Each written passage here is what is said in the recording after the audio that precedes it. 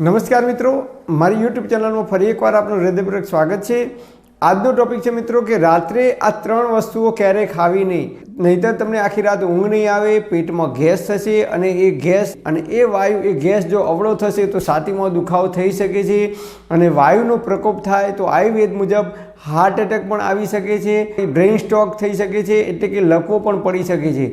તો આ ત્રણ વસ્તુઓ કઈ છે કે જે આપણે રાત્રે ખાવાની નથી અને આજકાલ ઘણા બધા લોકો નહીં પણ મોટા ભાગના લોકો આ ત્રણ વસ્તુઓ રાત્રે ખાવામાં ઉપયોગ કરે છે અને જેના લીધે એ વસ્તુઓનું જલ્દીથી પાચન થતું નથી। સૂર્યપ્રકાશની હાજરી ન હોવાને કારણે એ વસ્તુઓનું આયુર્વેદ મુજબ જલ્દીથી પાચન થતું નથી અને એ ખોરાકનું જો યોગ્ય રીતે અને સમયસર પાચન ન થાય તો આયુર્વેદ મુજબ એ ખોરાક પડે શરીરમાં સડવા લાગે છે અને ખોરાક સડે તો એની અંદરથી કાચો આમ ઉત્પન્ન થાય છે અને કાચો આમ જેને આયુર્વેદની ભાષામાં વિષ સમાન ગણવામાં આવે છે, ઝેર સમાન ગણવામાં આવે છે અને એ કાચો આમ આપણા શરીરમાં લોહીમાં ભળે છે તો લોહી ધીરે ધીરે ઘટ્ટ થવાની શરૂઆત થાય છે।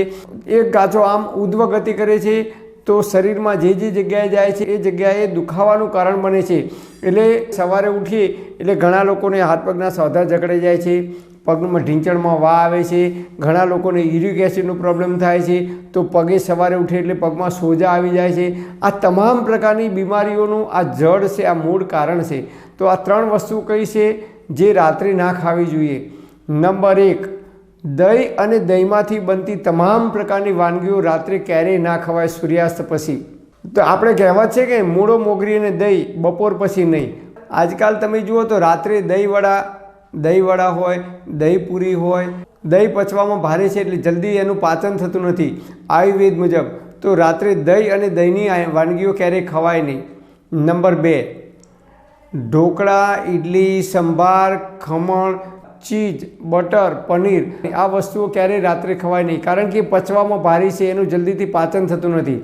અને ખાટા પદાર્થો, આથાવાળા પદાર્થો પણ રાત્રે ક્યારેય ખવાય નહીં કારણ કે એનું જલ્દીથી પાચન થતું નથી અને એના કારણે શરીરમાં જે લોકોને વાયુની પ્રકૃતિ છે એમને વાયુનો પ્રકોપ થઈ શકે છે અને જે લોકોને યુરિક એસિડનો પ્રોબ્લેમ છે એ લોકોને યુરિક એસિડનો પ્રોબ્લેમ થાય, યુરિક એસિડનું પ્રમાણ વધે તો સવારે ઉઠે એટલે પગમાં સોજા આવે છે, ઘણા લોકોને આંખોની આજુબાજુમાં પણ સોજા આવી જાય છે સવારે ઉઠે ત્યારે।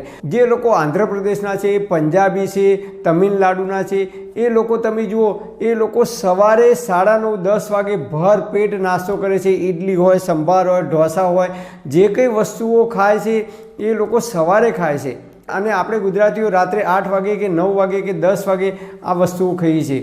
નંબર 3, દાણાવાળા શાકભાજી કયા તો વાલોડ છે, વટાણા છે, ચોળી છે, પાપડી છે, જેની અંદર દાણા આવે છે એવી દાણાવાળી શાકભાજી પણ રાત્રે ખવાય નહીં કારણ કે આયુર્વેદ મુજબ દાણાવાળી શાકભાજી ખાઈએ રાત્રે તો એમાંથી આપણા પેટમાં ગેસ ઉત્પન્ન થાય છે। ફ્રૂટ સલાડ પણ રાત્રે ક્યારેય ખવાય નહીં, કાચા શાકભાજી છે એ કાચા શાકભાજીનું સલાડ પણ રાત્રે ક્યારેય ખવાય નહીં।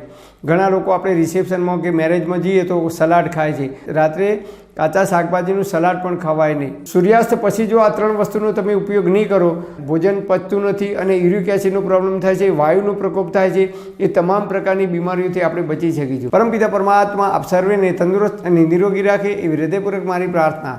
Thanks for watching my video. Thank you.